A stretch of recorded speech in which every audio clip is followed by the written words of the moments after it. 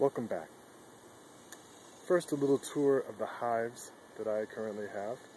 The one that you see in your picture there is a hive with a bee weaver queen, as is this hive there in the middle. That is a hive that originally came from the one I split up in Plano, and that one also has a bee weaver queen. And this is a hive also with a bee weaver queen now with 4 supers and doing quite well. This is not a bee weaver queen. This is a hive that originally came from my father's, actually out in College Station last year, and this hive is really doing well and probably has about a super and a half worth of honey on top. And finally, this is our mystery hive, as I called it, that I've been talking about in terms of whether it has a queen or not, and it does. And anyway, the task today is to move this hive from my house to a friend's house. So I've moved hives a few times now, and I have a little bit of experience. I'll explain what I'm doing in moving a hive. Well, the first thing that we're going to want to do is to close off the opening of the hive. And I'm going to do that with a little piece of screen.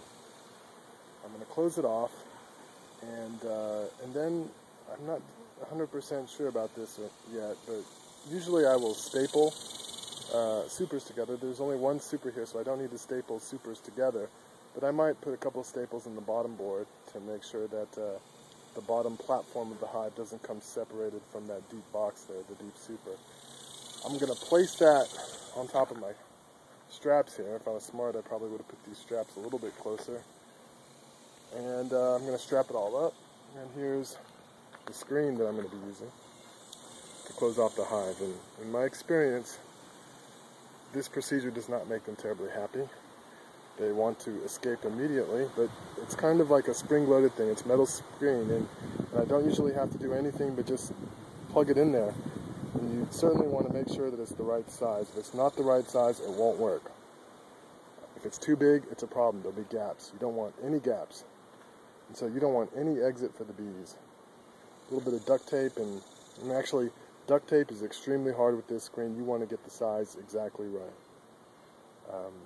Now, there sometimes can be openings in hives, for example, this hive, where bees can escape as you're transporting. You want to make sure those are all closed off. But this box is intact, and I don't think the bees will be able to get out anywhere but the opening, and hopefully it'll be closed off with this screen. So I'm going to pause the video and put the screen on and see what happens.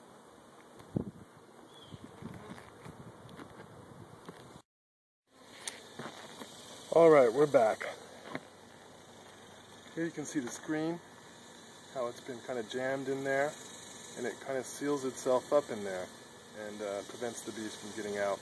So actually I had some trouble when I first put the screen in. What I found was that it wasn't springing into place, and there were a couple of gaps that the bees were getting out of. I tried jamming some cardboard in the screen to try to have it press outward on the outside of the hive. It did not work, and the bees were quite agitated and upset. And so sometimes you got to know when to cut your losses. So I removed the screen. Bees came streaming out, and what I figured out was that this piece of screen had been used in this way before and had some memory to it. It was too bent over, so I kind of turned it inside out, waited for the bees to calm down a little bit, then attempted again using the screen in the opposite orientation so it was springier, putting it in the opposite way, and that appears to have worked. I'm not seeing bees come out, so learned something there. Still need to strap it up, which I'll do in just a minute. This is a little PVC stand that I made. I don't know that it's ideal, and certainly should be painted to protect it from the sun, but that's how I constructed that, and that's where the hive was. And you can see that these bees, they're wondering where their house went. I went out this morning, and I went out this afternoon, and I left my house, and I'm coming back, and now it's gone. You certainly had that feeling. Go out to find your car, and it's not there, or what have you. So these bees will hang out. They might hang out on this apparatus. They might eventually find their way into these other hives, but they will disperse and die out or join the hives or whatever. So not going to worry about those bees, but sometimes you want to do this maybe in the late evening to capture as many foragers as you can if it's important to you to have as many bees as possible inside your hive. So I'm just going to leave with the bees that I have, and I'll be fine with that. And they'll make new bees in the new location. So time to strap her up, put her in the back of the truck, and be on my way. And we'll continue later.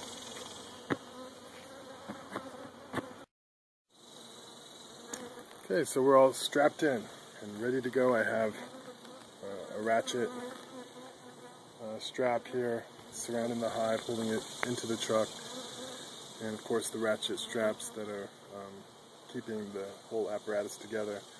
As you can imagine, a beehive that is several supers tall is more complicated and difficult to move. There are ways to do it when you are alone and ways to do it when you have help. One of the best ways that I've seen to do it when you have help is, of course, to secure the hive all together into one piece with straps and maybe with staples as well. And then actually you can use some pipe clamps and pipes to hold the bottom of the hive, and sort of like, what is it, like, you know, the guys in Rome that get carried around by porters. You're going to grab those two poles and carry the hive in situ in one piece and put it into your truck, and that's one way to do it.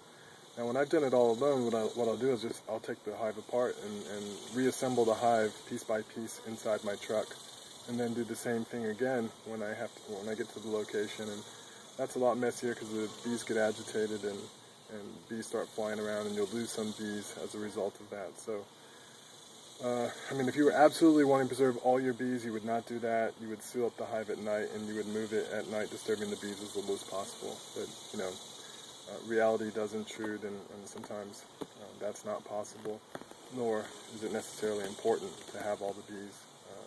So we have our wheelbarrow for carrying some things, and I'm probably going to use these concrete blocks to make the base for this particular hive. So we'll get on the road and see what happens, and hopefully I won't see too many bees streaming out of the back of my truck as I'm driving down the road here. So, all right.